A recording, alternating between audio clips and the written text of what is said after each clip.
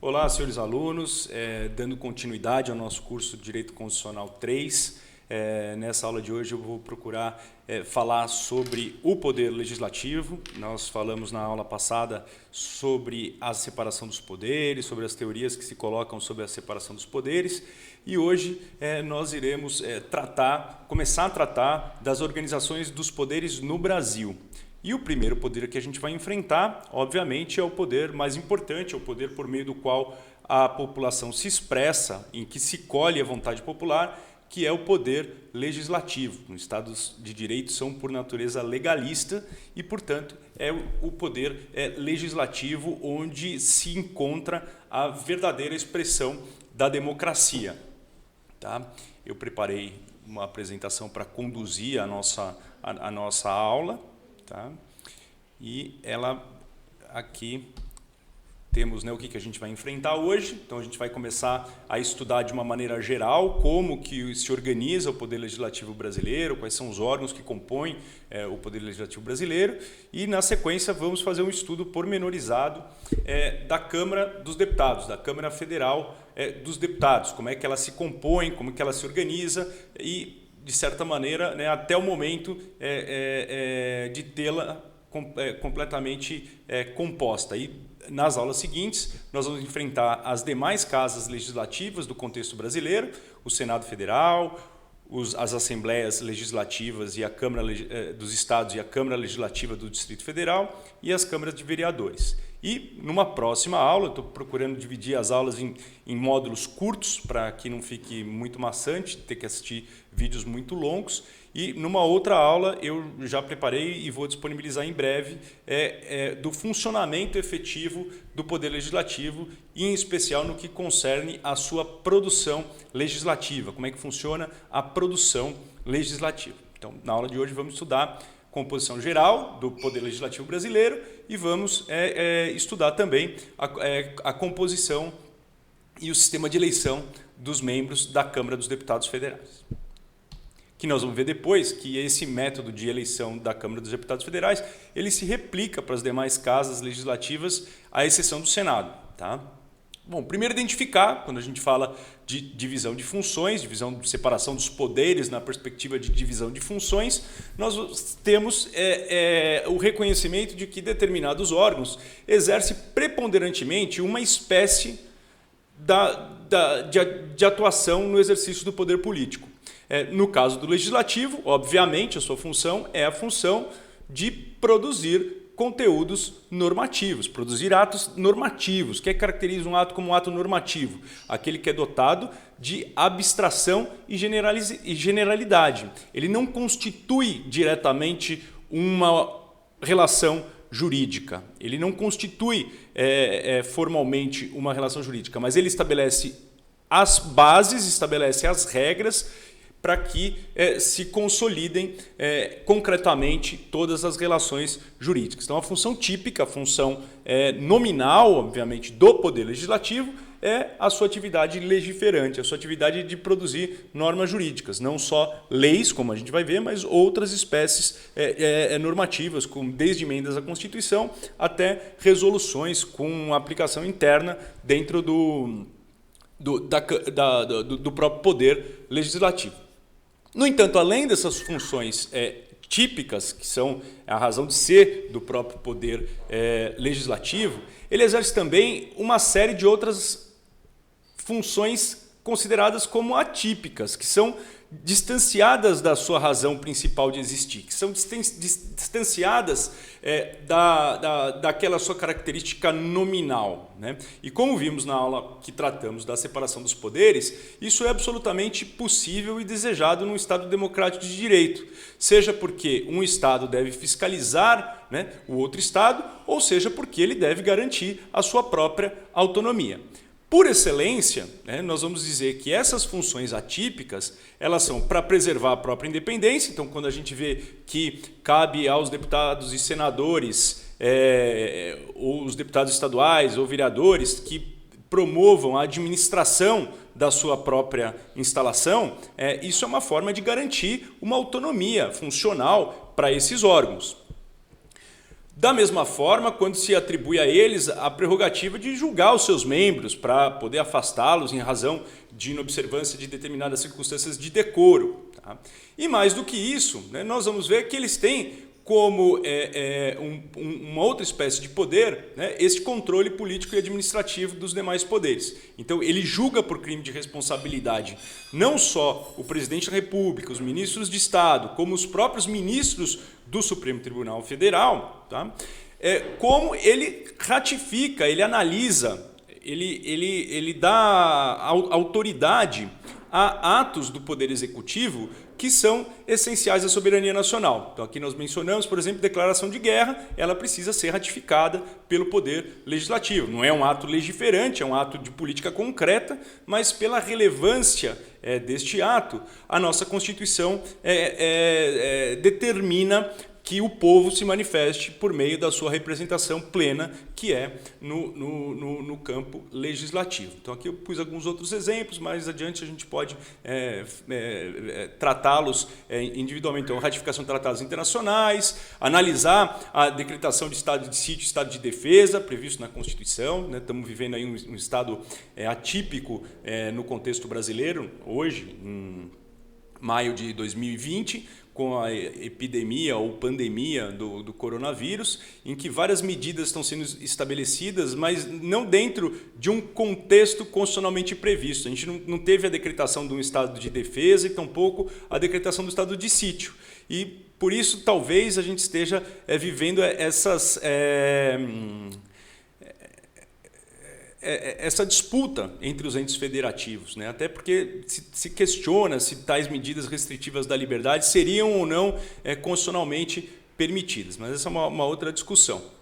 E, além disso, também, né, ele exerce funções para ratificar a indicação de cargos, né? Cargos importantes da República. Então, por exemplo, os ministros do STF são indicados pelo presidente da República, mas eles se submetem a uma aprovação do Senado Federal. Então, pela relevância do cargo, eles estão obrigados a se submeter à ratificação do Senado Federal. Né? Outro exemplo, por exemplo, são as missões diplomáticas internacionais permanentes, a escolha dos representantes diplomáticos no Brasil, nos outros países, dependem da aprovação do Senado Federal. Então, veja, é uma função que não tem nada a ver com a sua função nominal, com a sua função típica, mas é uma função de garantir os freios e contrapesos. Né? Vamos lembrar recentemente que tinha aí a polêmica do presidente da República indicar o próprio filho para ser embaixador do Brasil nos Estados Unidos e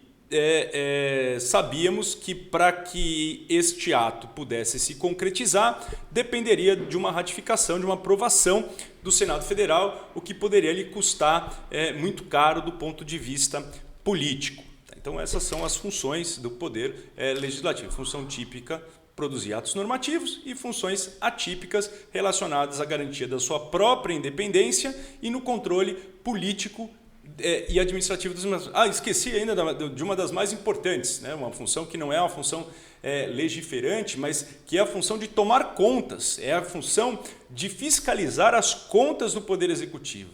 E isso vai se dar por meio de um órgão que gera uma grande confusão na sociedade em geral e muitas vezes até entre os estudantes de direito, porque o órgão que assessora o Poder Legislativo na tomada de contas e na fiscalização dos gastos do poder público, do poder executivo, é o chamado Tribunal de Contas. Embora o nome dele seja tribunal, nome geralmente associado às entidades do poder judiciário, ele é, na verdade, um órgão auxiliar do poder legislativo. Ele julga os contratos da administração pública, depois nós podemos ter uma aula específica sobre o Tribunal de Contas, que é um tema também bastante interessante, mas é importante agora saber que ele julga os contratos de maneira individual e julga, ou melhor, apresenta um parecer para que o parlamento julgue politicamente a aprovação ou não das contas do Poder Executivo. Então, ele é um órgão técnico que vai elaborar um parecer e este parecer será submetido à apreciação do Congresso Nacional para aprovar ou não as contas apresentadas pelo chefe do Poder Executivo. A não aprovação das contas traz consequências jurídicas no âmbito do cerceamento do exercício de alguns direitos políticos. Então, quem tiver desaprovada as suas contas pelo seu respectivo parlamento, fica, pela lei das inelegibilidades, impossibilitado de disputar outras eleições pelo período de 8 anos contado da sua condenação. Ok? Vamos lá. Bom, configuração, deixa eu aumentar aqui para vocês verem melhor. Configuração do Legislativo brasileiro. Até aí não temos nenhuma novidade, todo mundo sabe que a nossa composição é uma composição bicameral, né? Essa bicameralidade foi inspirada diretamente no modelo americano, que por sua vez se inspirou no modelo inglês, né? Na Inglaterra sabemos que há um legislativo bicameral, né? Porém com uma finalidade bastante diversa da finalidade do bicameralismo americano e do bicameralismo brasileiro, porque lá na Inglaterra, a razão, né, de se ter essas duas casas era, de certa maneira, de preservar uma certa continuidade, um conservadorismo. Então tínhamos lá a Câmara dos Comuns muito mais adiante, uma Câmara liberal, na defesa dos interesses daqueles que não compunham a nobreza, e uma casa de contenção, né, que era o Senado, que vai manter uma revisão, né, essa é a finalidade do Senado, de fazer uma revisão dos atos da Câmara dos Comuns. Já no contexto norte-americano, a finalidade do Senado é completamente diferente, porque a gente não tem nobreza, a gente não tem, em tese, esse interesse de se segurar as revoluções liberais lá nos Estados Unidos. Então, o objetivo que se deu, né, com a criação do Senado foi uma solução encontrada pelos federalistas norte-americanos no sentido de garantir uma calibração de poderes entre todos os estados que pretendiam ingressar na Federação Americana. Então, veja, quando se funda os Estados Unidos, as colônias já estavam efetivamente constituídas, com os seus poderes em funcionamento, né? E houve uma proposta federalista de que elas abrissem mão da sua soberania para integrar um governo central. Obviamente que lá, mantendo uma farta fatia das competências do poder político, diferentemente do que aconteceu no Brasil, em que nós temos uma federação totalmente atípica, com a concentração dos poderes todos no ente federativo central. Lá preservou-se as competências e as autonomias dos estados menores, não é? Mas qual foi a finalidade da criação do Senado? Garantir que aqueles estados com menor população, aqueles estados chamados hipopopulosos, né, o estado que tem uma população inexpressiva quando comparado a outros, não perdessem totalmente voz diante do governo central. Porque a democracia norte-americana, ela parte do princípio de que todos votam com o mesmo valor. É o princípio que vocês já ouviram eu falar em algumas oportunidades, que é o princípio do one man, one vote, ou seja, o voto de cada homem é igual em qualquer local da federação que ele resida ou que ele desenvolva as suas atividades civis. Com isso, qual seria o interesse de um Estado com uma população reduzida em aderir ao Pacto Federativo Norte-Americano com uma representação proporcional única e exclusivamente aos seus cidadãos? Isso reduziria quase que por completo em alguns estados a potencialidade de ingestão de ingerência desse ente federativo na política nacional. Então, os federalistas norte-americanos pensaram na criação, na utilização de um sistema bicameral, tendo-se no Senado uma maneira de se garantir voz àqueles estados que tenham uma participação teriam uma participação muito diminuída em razão da sua população ser uma população muito pequena. Então, garantiu-se que no modelo federativo norte-americano se tem uma casa de representação do povo, a Câmara dos Deputados, cuja a representatividade vai se dar na proporção da população de cada estado, certo? E noutra casa, uma casa de contenção federativa, em que todos os estados, independentemente do seu tamanho, independentemente do número de cidadãos que ele possua, teriam representações igualitárias. Nós, no Brasil, quando proclamamos a nossa República, quando instituímos os Estados Unidos do Brasil, por meio da Constituição de 1891, nós copiamos o modelo norte-americano, né, com todas aquelas diferenças que nós já estudamos quando falamos sobre o federalismo brasileiro, que é completamente diferente do americano. Os estados nem existiam, eles foram criados no contexto da Constituição de 1891 e reservou-se, já naquele momento, o Senado Federal como um órgão de representação dos estados da federação. Tá? E essas duas casas, elas vão representar o Congresso Nacional. E por Congresso Nacional, nós vamos ver que a nossa Constituição e a própria legislação brasileira utiliza-se dessa expressão, deste nome Congresso Nacional, com dois sentidos diversos, que se assemelham, mas que apresentam determinadas características. Então eu posso me referir ao conjunto nacional, ao Congresso Nacional, como o conjunto das duas casas, funcionando de maneira autônoma, sendo uma revisora da outra, via de regra, os procedimentos, os projetos de lei iniciam-se na Câmara dos Deputados e são, depois de aprovados, encaminhados para verificação do Senado, para ratificação do Senado. Somente os projetos de lei provindos dos senadores, que começa no Senado, né? Então, eu posso ter essa designação de Congresso Nacional no sentido de que eu tenho duas casas funcionando de maneira separada, ainda que relacionadas, mas relacionadas totalmente separadas. Mas, no entanto, há passagens da Constituição em que ela se refere ao Congresso Nacional como a reunião unicameral dos deputados e dos senadores. Ou seja, na reunião, num mesmo ambiente, num mesmo espaço, dos senadores e dos deputados para deliberar temas específicos estabelecidos na Constituição, por excelência aqueles trazidos no artigo 49 da Constituição. E, nessas circunstâncias, os deputados e senadores irão votar essas questões de maneira igualdade de votos. Não vai ter uma diferença de voto do deputado para o senador. Terá o mesmo valor o voto de um deputado quanto o voto, né, de um senador. Tá? Bom, para pegarmos aqui, né, a composição, né, o Senado Federal ele se compõe de 81 senadores, sendo 3 representantes por unidade federativa, então os estados e o Distrito Federal têm representação no Senado Federal, com uma peculiaridade de que os senadores têm um mandato de 8 anos. Né? Os senadores têm mandatos de 8 anos, ou seja, o que corresponde a 2 legislaturas.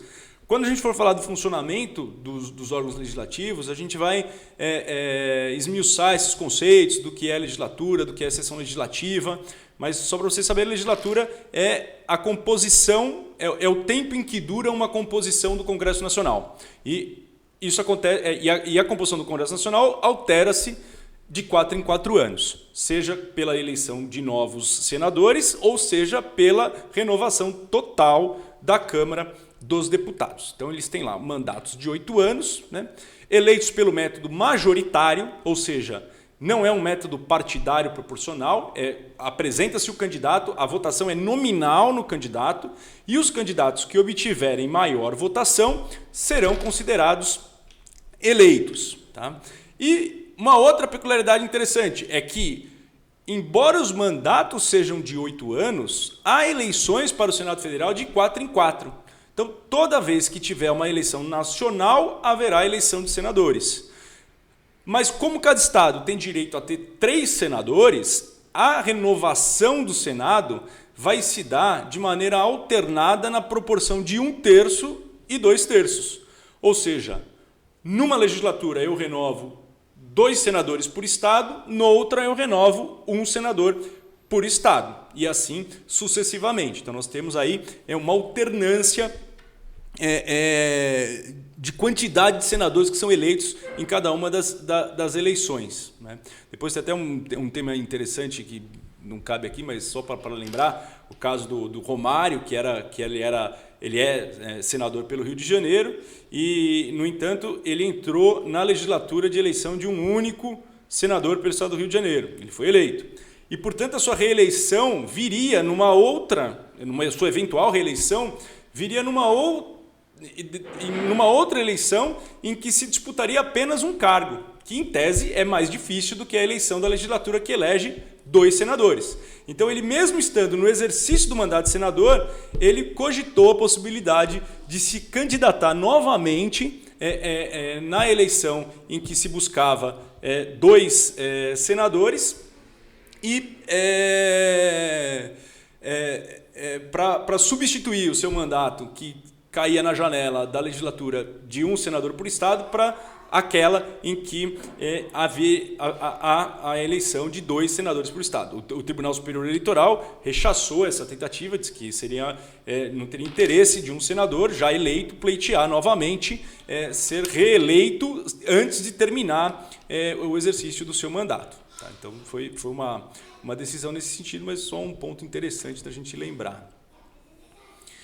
Aqui já falamos que, em regra, funciona como uma casa de revisão da Câmara dos Deputados, né, e como instrumento de calibração, né, dos poderes entre as unidades federativas, né, e que veio inspirado no modelo norte-americano.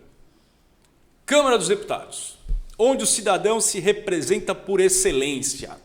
É a casa do povo, ou pelo menos deveria ser a casa do povo, né? Infelizmente, nós vivemos um período de crise de representatividade, né? Nós não nos vemos representados na Câmara dos Deputados.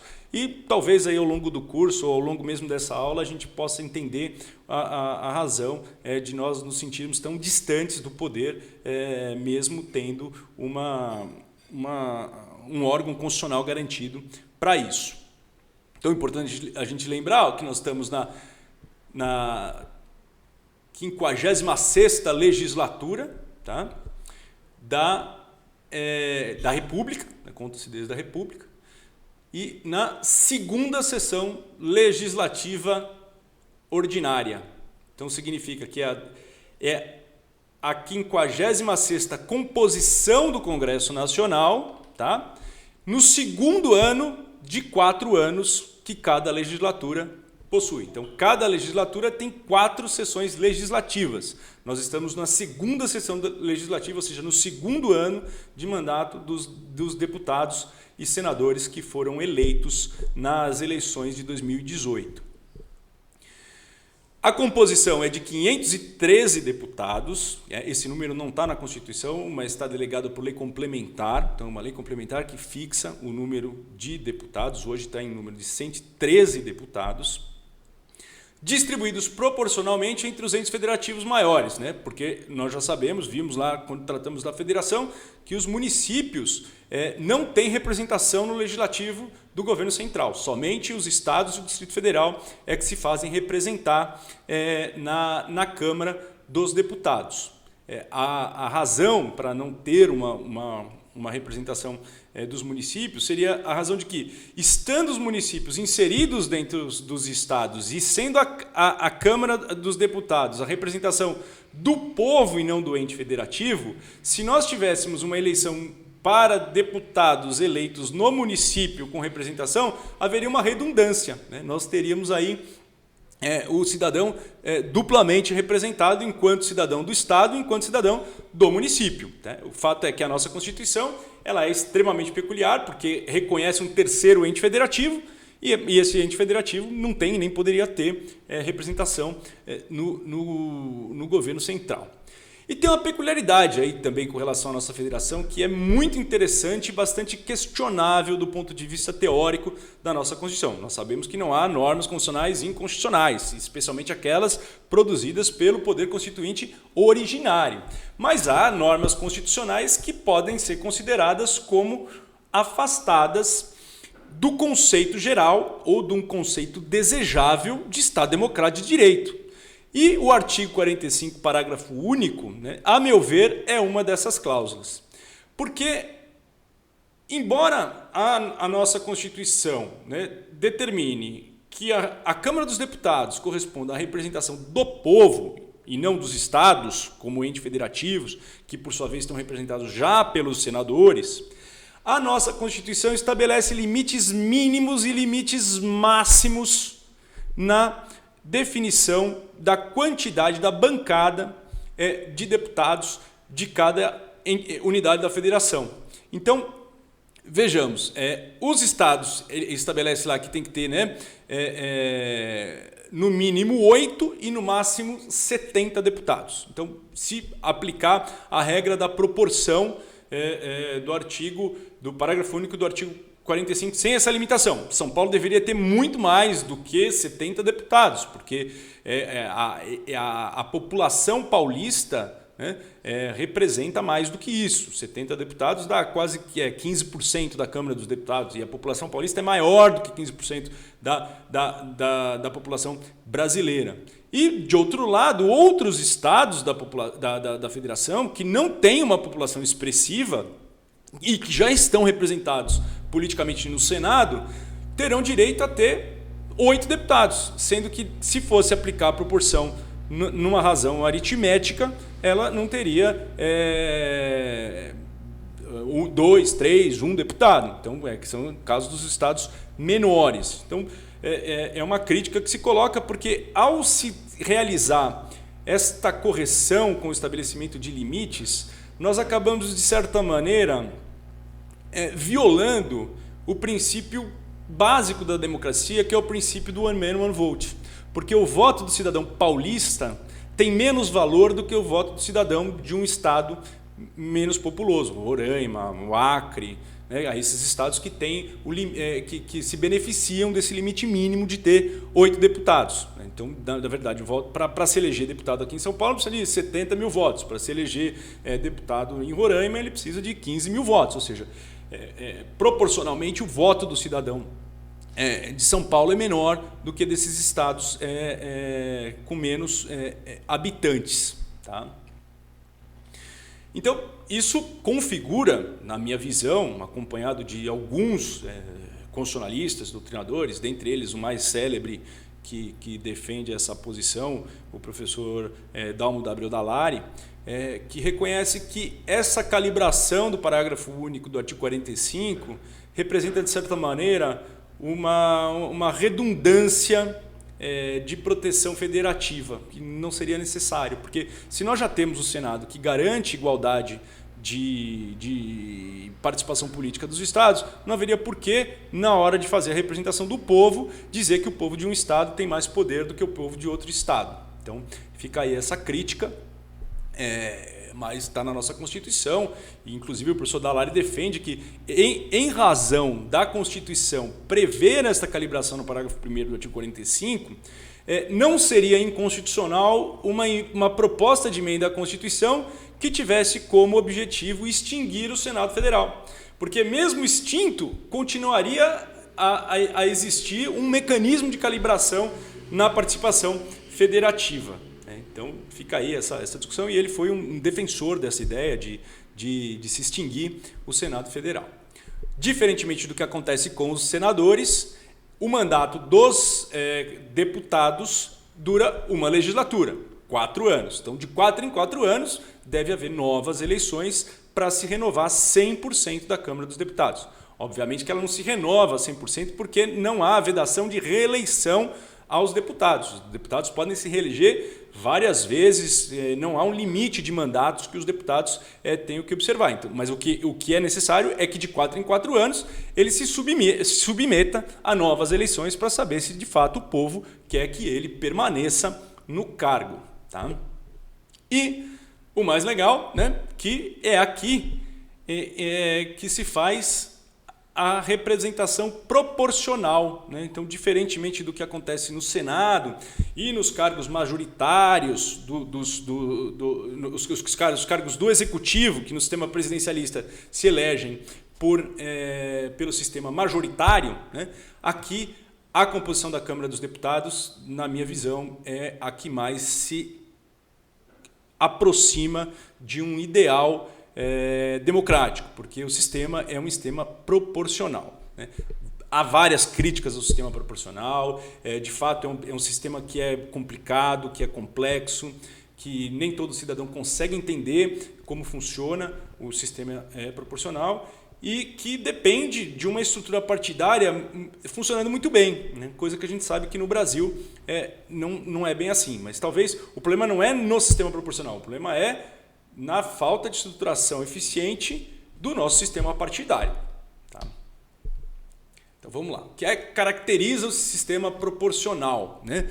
Que ele tem a ideia do sistema proporcional é ter uma democracia pautada não nas características personalíssimas de um ou outro governante, de um herói da pátria. Não é por aí. A ideia do sistema proporcional é dizer, olha, o povo tem que se organizar em partidos políticos institucionalizados e que defendam propostas para o Brasil, que tenham a apresentação de ideologias.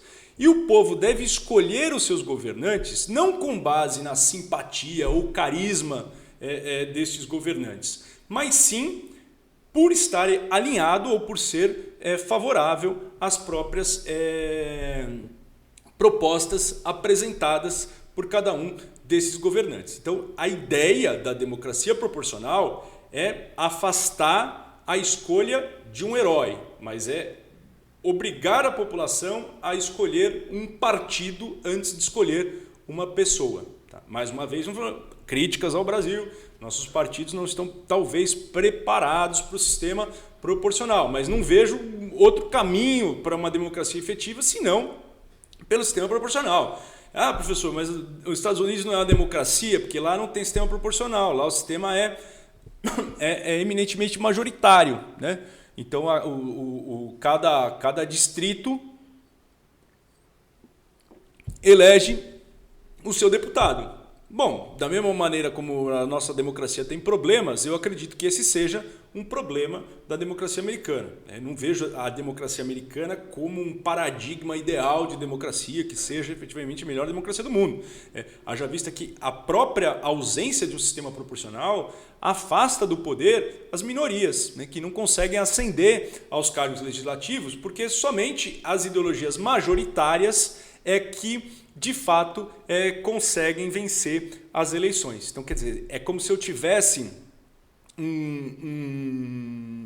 várias pequenas eleições, uma em cada distrito, e só a maioria viesse a ser representada. Então, no sistema que não é o sistema proporcional, o sistema majoritário do voto distrital puro, que, né, entre o voto proporcional e o majoritário e o absolutamente proporcional e o absolutamente majoritário, há um sem número de opções, de variações que compõem elementos de um ou outro, o distrital misto, ou aquele que no Brasil tentou se colocar que uma parte era feita com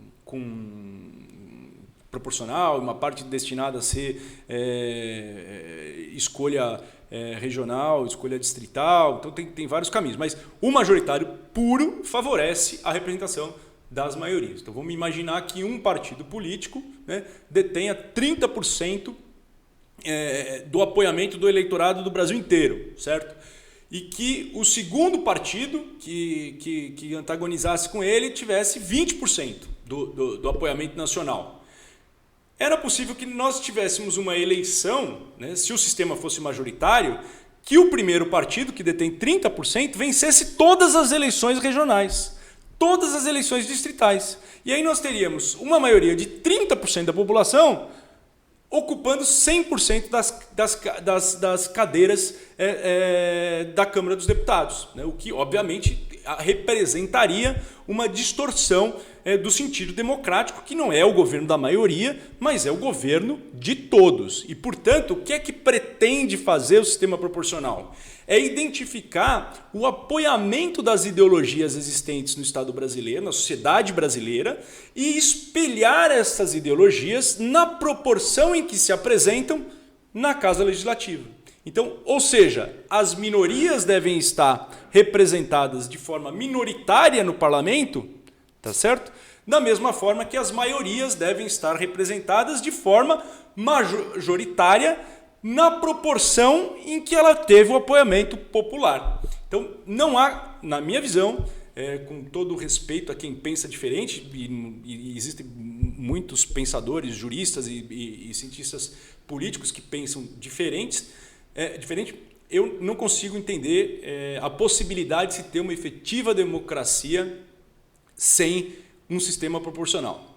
É porque é o sistema proporcional que vai garantir a representação de todos, mesmo daquelas minorias. Imagina um partido que tem 5% do apoiamento nacional, 5% de pessoas que pensam como a ideologia proposta por aquele partido, num ambiente de eleição majoritária, de ambiente de eleição puramente distrital, esse partido com 5% espalhado no território brasileiro como um todo, não teria acesso à representação no parlamento. Então, a ideia do sistema proporcional é garantir uma representação equânime, uma representação efetivamente que reflita a realidade política do Brasil.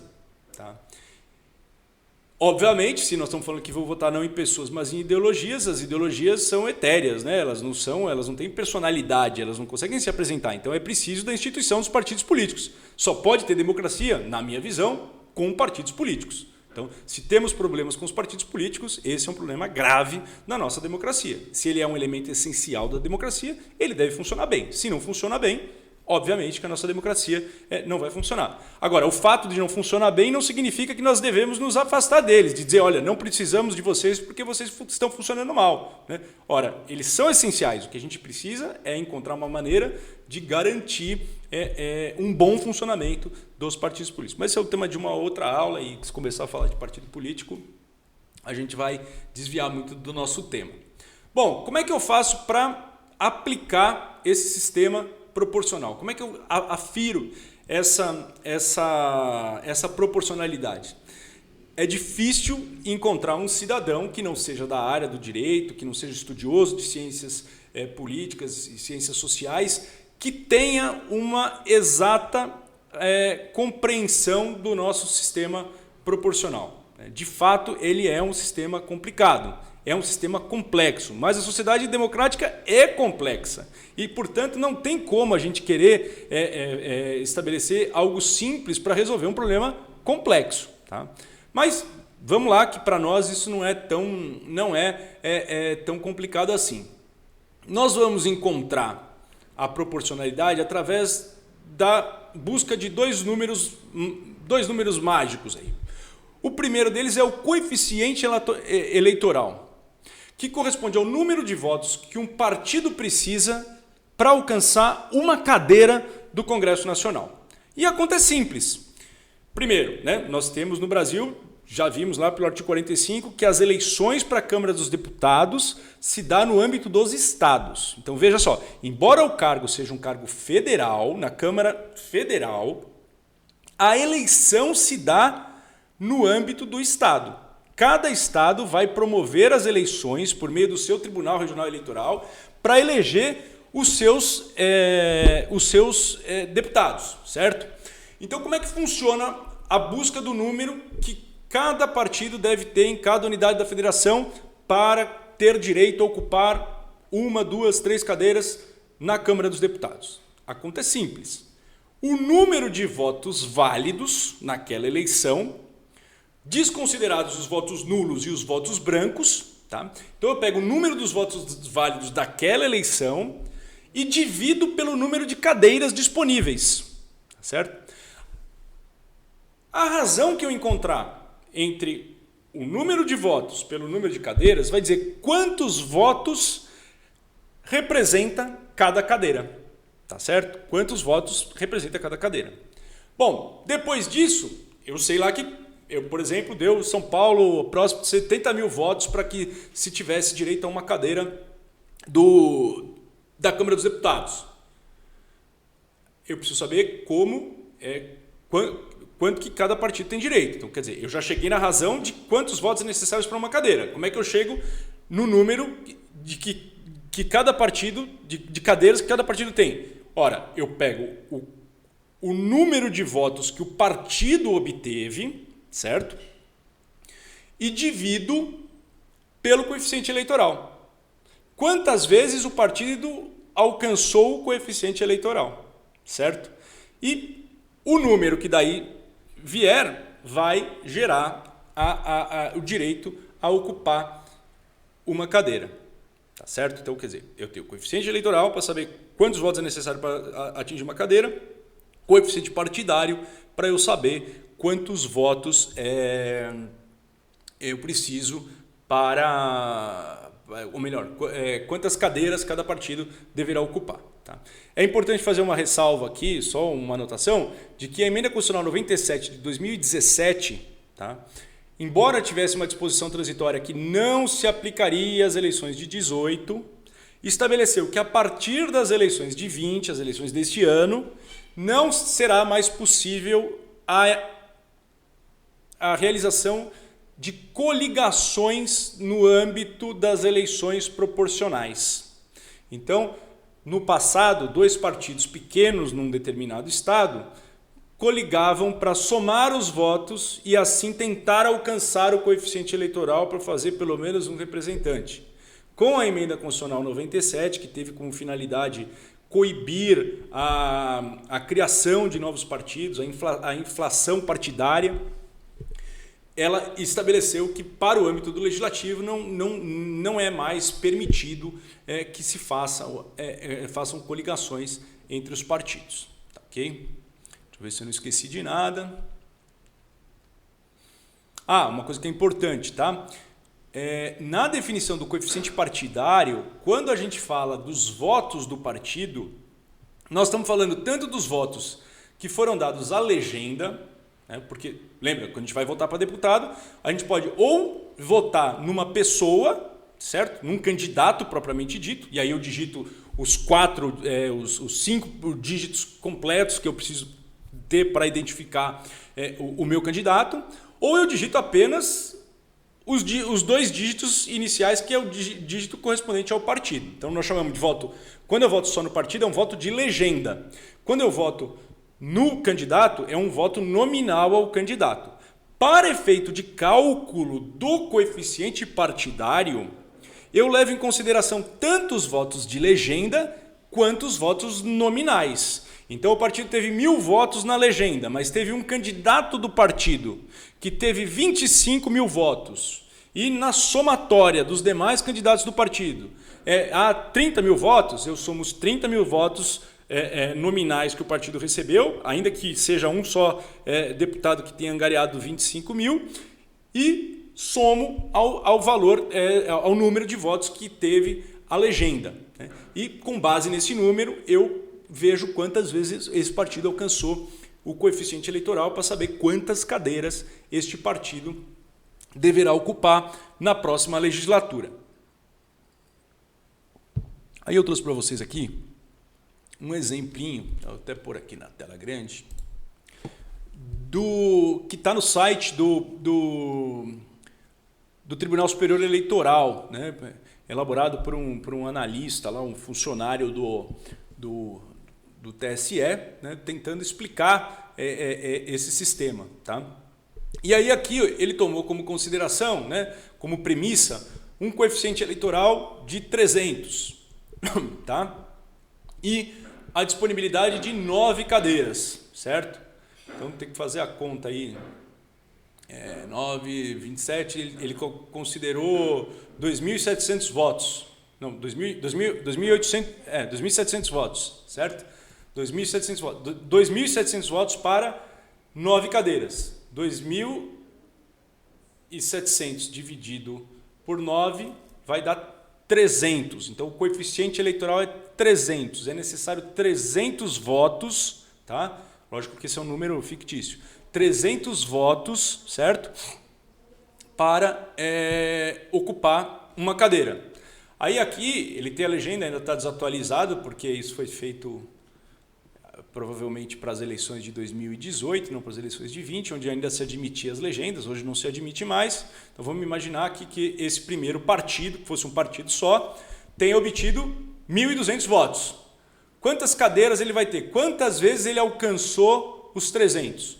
1.200 dividido por 300 é igual a 4. Então, o partido aqui, PK ou PX, teria direito a ocupar 4 cadeiras das 9 que a sua bancada estadual merece. Tá?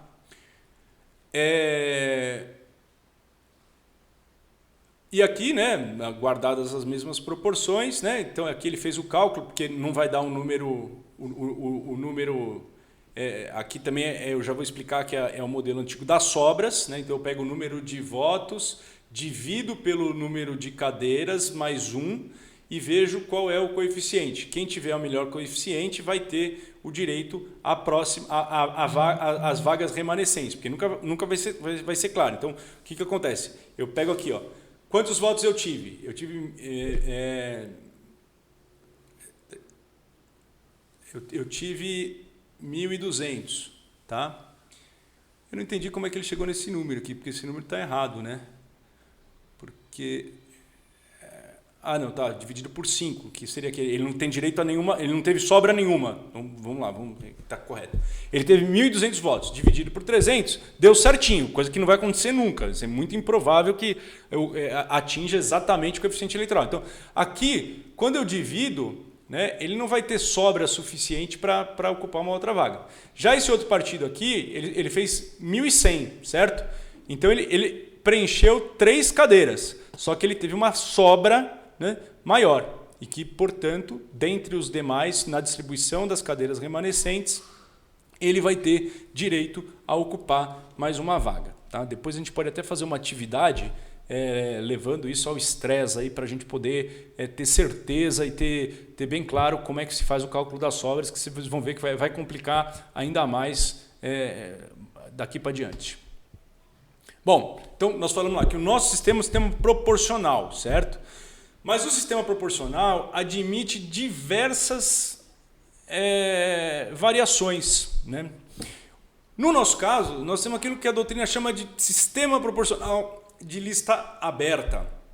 Ou seja, os partidos políticos apresentam uma lista de candidatos à Câmara de Deputados, certo?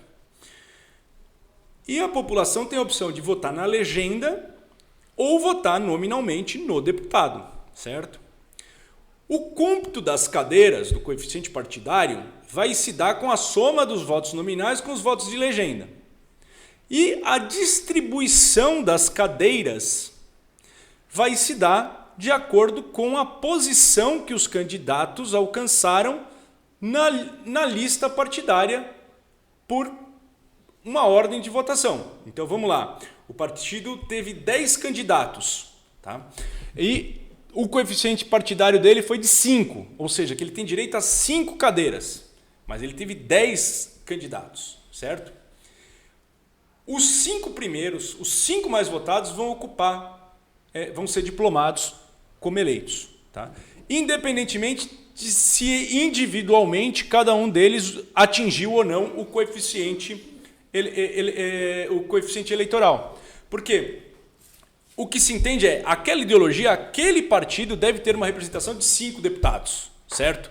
E aí, ainda que a distribuição dos votos entre os candidatos da legenda não tenha sido proporcional, então o puxador de voto lá, o primeiro puxador de voto bateu duas vezes o coeficiente eleitoral. Então, é o que no jargão popular diz que ele puxou um candidato, ou seja, ele com os votos dele, ele se elegeu e ainda sobraram votos para trazer mais um candidato. Então, muito provavelmente, os últimos candidatos dessa legenda de 5 não terão alcançado o coeficiente eleitoral. Mas isso, pelo sistema proporcional, não importa, porque o que importa é a representatividade da ideologia e não a representatividade do candidato, tá? Da pessoa, né, do candidato. Ocorre que em 2015 nós tivemos uma reforma, né, eu sempre falo aí, é importante saber, todo ano ímpar a reforma eleitoral, né? Porque eu tenho que respeitar o princípio da anualidade na eleição, então para valer para a próxima eleição a reforma tem que ser feita um ano antes da data da eleição. E 2015, 2017, 2019 provavelmente vai ter, 2021 também. E o que é um dos grandes problemas do direito eleitoral brasileiro, né? Essa instabilidade normativa que de 2 em 2 anos muda muita coisa relevante no nosso sistema eleitoral. Em 2015, né, houve uma alteração do Código Eleitoral, tá, que estabeleceu o que a doutrina chamou de cláusula de desempenho individual. Ou seja, ela estabeleceu que, independentemente do coeficiente partidário, ou seja, independentemente do número de cadeiras que um partido faça jus, só poderão ser diplomados como eleitos os candidatos que tiverem alcançado pelo menos 10% do coeficiente eleitoral. Bom, isso é para acabar com aqueles puxadores de voto. Então lembra lá isso começou com o Enéas, né? Não deve ser do tempo de vocês, o Tiririca recentemente, que fez lá 3, 4 vezes o coeficiente eleitoral e acabou elegendo, né, no rabicho do coeficiente partidário que ele alcançou, candidatos inexpressivos, candidatos que não tiveram uma votação minimamente relevante. Então, a alteração de 2015, bem intencionada politicamente, mas mal implementada tecnicamente, estabeleceu uma limitação de que só pode ser eleito o candidato que tenha alcançado 10%. Então, assim, se o partido, tá, teve um coeficiente de 10, mas o 10º da lista não atingiu sequer 10% do coeficiente eleitoral, ele vai ser diplomado só com 9. E essa cadeira vai para sobras para redistribuir entre todos os partidos. Tá? Então, né, essa aqui é a legislação, quer ver? Então, as vagas remanescentes, né? Então, vai para as vagas que a gente já falou lá naquele quadrinho, como é que distribui as vagas remanescentes. Agora, né, eu tenho não só as vagas remanescentes pelo fato de não haver um número exato na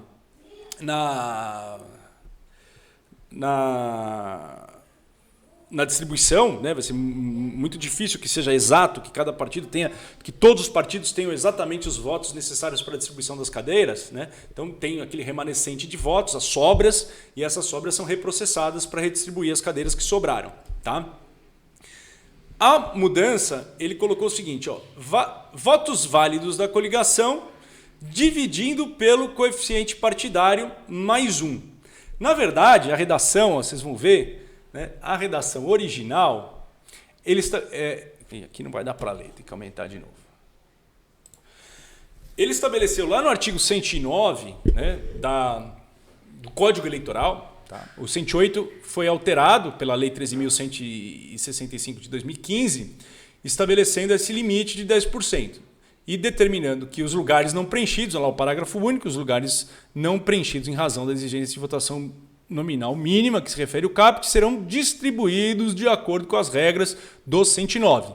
Então, o 109 vai tratar tanto da distribuição, né, das vagas, das sobras, quanto das vagas que não puderam ser preenchidas por falta de desempenho individual dos candidatos. Tá? Então, ele coloca lá, os lugares não preenchidos com a aplicação do coeficiente partidário em razão da exigência de votação nominal mínima a que se refere o artigo 108 serão distribuídos de acordo com as seguintes regras. Inciso 1º, dividir-se o número de votos válidos atribuídos a cada partido ou coligação, tá? Pelo número de lugares, aqui a coligação não vale mais, tá? Só porque é 2015 e a coligação caiu em 2017, tá? Pelo número de lugares definidos para o partido pelo cálculo do coeficiente partidário. Veja só, do artigo 107 que não está aí. Mais 1, né? Cabendo ao partido ou coligação que apresenta maior média um dos lugares a preencher, desde que tenha candidato que atenda às exigências de votação mínima nominal. Então, veja, esse inciso causou muita polêmica. Tem, inclusive, ensejado uma ação direta de inconstitucionalidade, de inconstitucionalidade número 5.420, de relatoria do ministro Toffoli, que reconheceu a inconstitucionalidade da nova redação dada, né, pela reforma de 2015 a esse inciso 1º. Porque no texto original do Código Eleitoral, as sobras eram distribuídas de acordo com o coeficiente partidário. Tá? E a reforma estabeleceu o seguinte, que as sobras, será calculado pelo coeficiente, pelo número de lugares definidos para o partido pelo cálculo do coeficiente partidário. Então, ou seja, no passado, se o partido não alcançava o coeficiente partidário, ele, na primeira distribuição, não tinha direito a ter uma cadeira, certo? Ele não alcançou. Mas era possível que nas sobras, tá, ele pudesse participar dessa discussão. Com a redação que foi dada no artigo 109, que não fala mais do coeficiente partidário, mas fala dos lugares definidos pelo coeficiente partidário, ele praticamente joga no lixo os votos dos partidos que não alcançaram o coeficiente partidário, impossibilitando que esses partidos disputem as sobras eleitorais, sejam as sobras relacionadas aos restos, né, as diferenças da distribuição das cadeiras, sejam as sobras das cadeiras que não puderam ser ocupadas em razão do baixo desempenho do candidato em posição em lista. Tá? Então veja só, o que pode acontecer? Eu tenho um candidato a deputado de um partido pequeno que fez 10 votos a menos do que o coeficiente partidário. O partido dele teve 10 votos a menos que o coeficiente partidário. Ele está quase lá no coeficiente partidário. Mas o candidato de um outro partido teve 11% do coeficiente partidário só. Tá? Ele fez, o primeiro caso ele fez 99% do coeficiente partidário. E um outro candidato que fez 10% do coeficiente partidário, né? 11% do coeficiente partidário, ele pode entrar com os votos do partido, tudo bem? Mas aí vamos fazer a redistribuição disso. E é possível que um candidato ou um partido tenha restos, tenha sobras,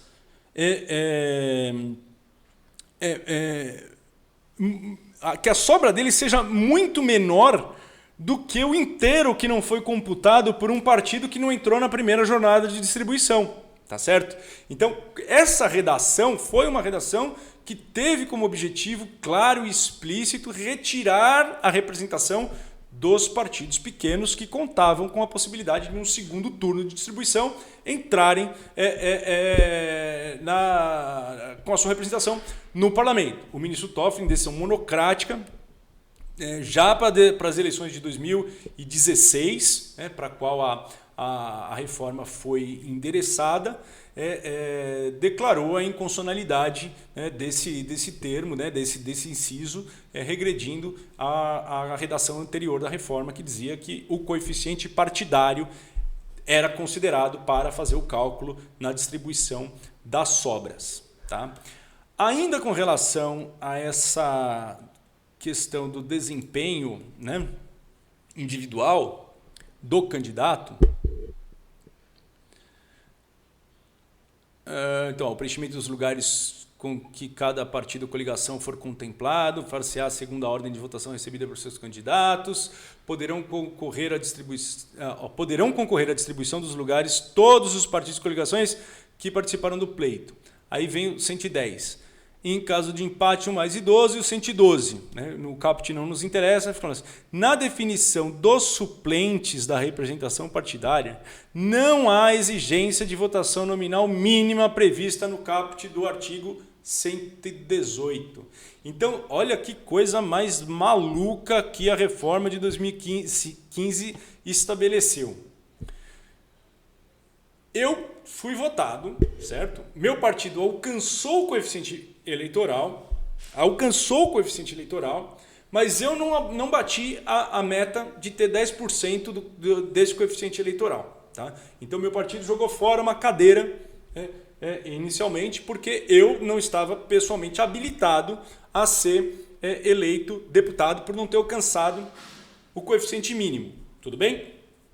Foi feita a eleição, foi feita a diplomação. Eu não posso ser diplomado como deputado, mas eu posso ser diplomado como suplente. E aí, no dia da posse, né, comparece lá, ou não, até antes da posse, houve a posse, Um deputado do meu partido foi chamado para compor um ministério. Quem é o primeiro suplente da lista? Sou eu. E eu vou lá e tomo posse como deputado, mesmo não tendo obtido o desempenho exigido pela reforma de 2015. Então, essa é uma questão bem interessante, como eu disse, né? Eu acho que nós temos que repensar os partidos, repensar esses partidos pequenos, como é que a gente vai fazer as coisas, mas não é na canetada, assim, né? Que vai, coloca lá uma cláusula qualquer de que... Porque quando eu falo que, por menos expressiva que seja a votação dele, ou o sistema é proporcional, ou o sistema é personalíssimo. É difícil a gente ajustar esses dois mecanismos, né? Mas essa ação não foi julgada ainda, só tem essa decisão liminar que suspendeu apenas o inciso 1º, mas no pedido da ação pede-se a declaração de outros dispositivos. Salvo engano, esse também é um dos dispositivos que está sendo discutido nessa ação direta de inconstitucionalidade. Bom, pessoal, por este momento é o que eu queria deixar para vocês, tá? Na próxima aula, no Senado nós já falamos, tem um equívoco aqui que já falamos do Senado.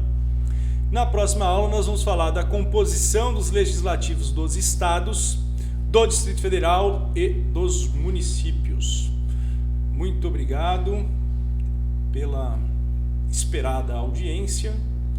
E ao longo da semana eu pretendo atualizar aí o nosso precatório de aulas que precisam ser colocadas. Mas fiquem tranquilos que até o final do semestre todo o conteúdo vai estar devidamente tratado. Nós estamos tentando, junto com a equipe de assistentes, encontrar um mecanismo que seja efetivo, né? Nós não queremos simplesmente, vamos fazer o EAD, cumprir tabela, na hora da aula liga o computador. Não é assim, eu ainda não estou começando com o EAD agora e vamos encontrar um mecanismo que seja bacana. Fico à disposição de vocês para fazer qualquer tipo de comentário. Coisas do home office. Na sala de aula eu sempre lembro de desligar. E vou programar e vou comunicar a vocês pelo Teams que nós marquemos um horário, provavelmente no horário da nossa aula, para que eu possa conversar com vocês, que vocês possam apresentar as dúvidas, sem prejuízo que essas dúvidas já comecem a ser apresentadas, seja pelo Teams, seja pelo e-mail, seja por WhatsApp, de forma como for mais conveniente a todos vocês, tá ok? Muito obrigado e até a próxima.